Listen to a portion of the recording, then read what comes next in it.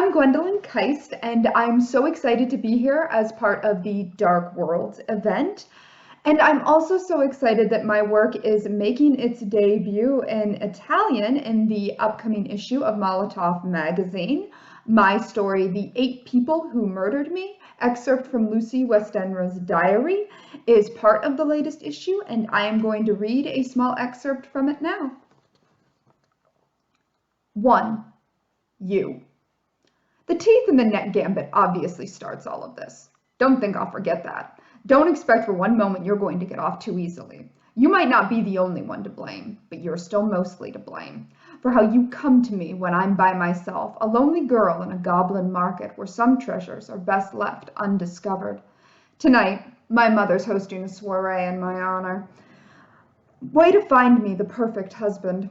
She doesn't care what I have to say about it. Nobody cares what I say, so without a word, I slip out the back door and take an evening stroll through the city, past the downtown train station with its melancholy whistles, and along cobblestone streets with vendors that keep strange hours.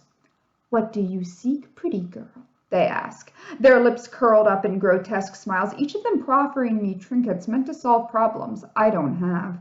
My nervous hands clasped in front of me, I turn away, and that's when I see you. There at the corner, emerging beneath a gaslight, your voice a sweet melody that could Pied Piper all the children of London to their unmarked graves. Good evening, Miss Lucy, you whisper, and my skin hums in refrain. I never ask how you know me.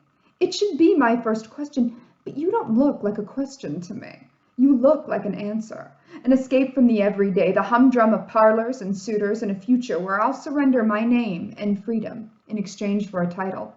Mrs. Mother, nothing more. But you pretend to offer another way. In an instant we're together, perched side by side on an iron park bench, and you share everything about yourself, where you came from, how you traveled aboard a ship named after Persephone's mother, a woman who knew loss so intimately. Your gaze speaks to me of loss, too. It feels as though you already know me, that we've met like this 1,000 times before. So I lean in and whisper my secrets in your ear. How I'm desperate for something more, something you promised me without ever speaking a word. You might be a stranger, but it seems safer to share these things with you than with my own best friend. As the moon slips across the sky, you guide me to my feet and we sway together, dancing to music no one else can hear.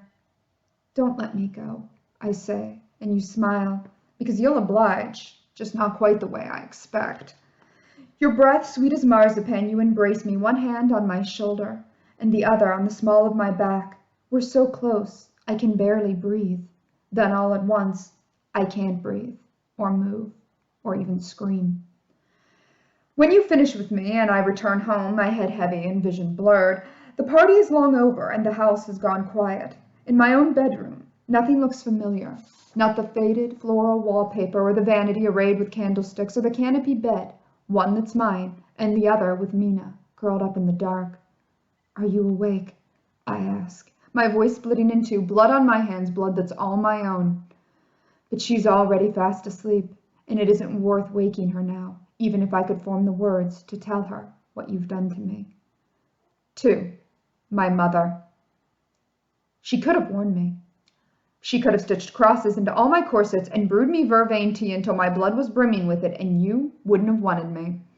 Better yet, she could have taken my hand, and I would have taken Mina's, and we could have run together, further than the edge of town, further than the Carpathian Mountains, to somewhere no man would be brave enough to follow.